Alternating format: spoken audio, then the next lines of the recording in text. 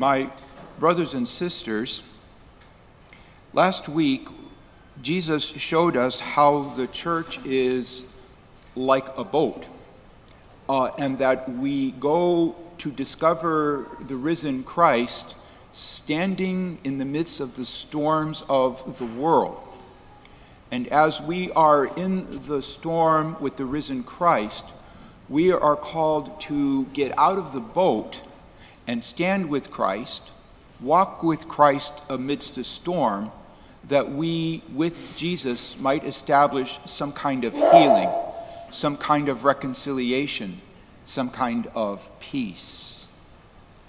In today's encounter with the Canaanite woman, we see Jesus doing exactly that, going to the place where there is need of healing and standing outside the boat of his own tradition, that of Israel. And in doing so, Jesus is not breaking any kind of Jewish rule. He's not being some kind of rebel or revolutionary. What Jesus is doing is taking on an aspect of the faith of Israel and lifting it up and revealing it to all people. For in today's first reading from the book of the prophet Isaiah, we see Isaiah proclaiming a new kind of extended justice, not just to the people of Israel, who are actually called so that they could be a light to all peoples, but also, from that stance is able to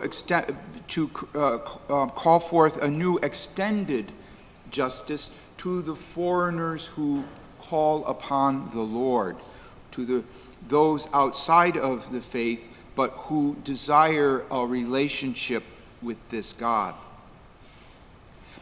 And Paul puzzles this out in today's letter to the Romans, speaking of Christians who are both Jews and to Christians who are Gentiles. And he is in the great position to be both a child of Israel, so that he could speak to the Jewish people, but he's also an apostle to the Gentiles, so that he might be able to worthily speak to them as well. And so to the Jews, he says that with Jesus Christ, some rejected him, and so somehow are then just cut off. If they rejected Jesus, well, they're missing out. But in that space where they're missing out, so come the Gentiles, that the Gentiles who are accepting Christ are now somehow grafted onto this like olive tree, which is that of Israel. So just as some have rejected Christ, others have accepted Christ in their place, so that those who might reject Christ might think again and return to Christ. For no one is cast out completely and forever. And so he sees the role of the Gentiles as a way of strengthening the people of Israel, all in Christ.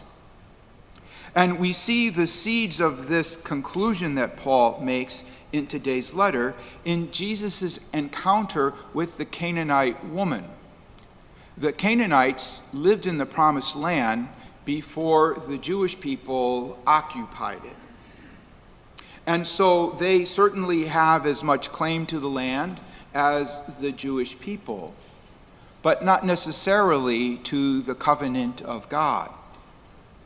And this woman, though, who is in need, whose daughter is possessed, calls upon Jesus, recognizing the power of God, the God of Israel, and seeks to have some kind of help.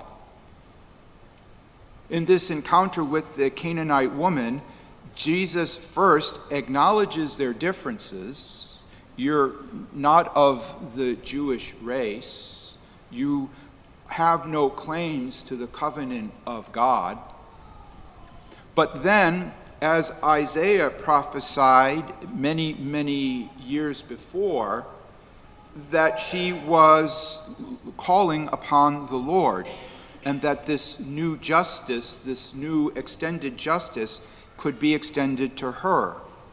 And so indeed, Jesus extends the power of God to the Canaanite woman. He recognizes the differences and then extends the grace and power of God. The church is always recognizing its differences with the world, but always stepping out into the world to offer the peace of Christ that the church has, that if the world accepts, may be transformed in Christ. And so it is in more internal affairs of the church, as we see more locally in the news all of the restructuring, ongoing restructuring, in response to some major issues of our world, in response to the excessively rapid changing of our times and of our cultures. And in the mid of that rapidly changing time, we have a shortage of priests, a diminishment in the number of priests, and also we have a diminishment in the number of the faithful, as is brought about by a relationship with God, but also as a result of migration, Catholics moving to different parts of the country. And all of these bring about great challenges to our local church. But all of those challenges can be met and can be transcended in our faith in Jesus Christ. For as Paul puzzles out in the Romans how Gentiles and Jews can be united in Christ in that 11th chapter, people who are completely different from one another, but shows how they can be united in Christ, how much more easy is it for us who are already united in Christ to come together, to form new structures, to form a new peace, to form a new unity. For the grace and power of Christ is given to all. So just as the church goes out to the stormy waters and stands with the risen Christ to bring peace, not just to the world at large, but to our own hearts and souls as well. For this is done not only or solely by our own efforts, but with the grace that Christ extends to us.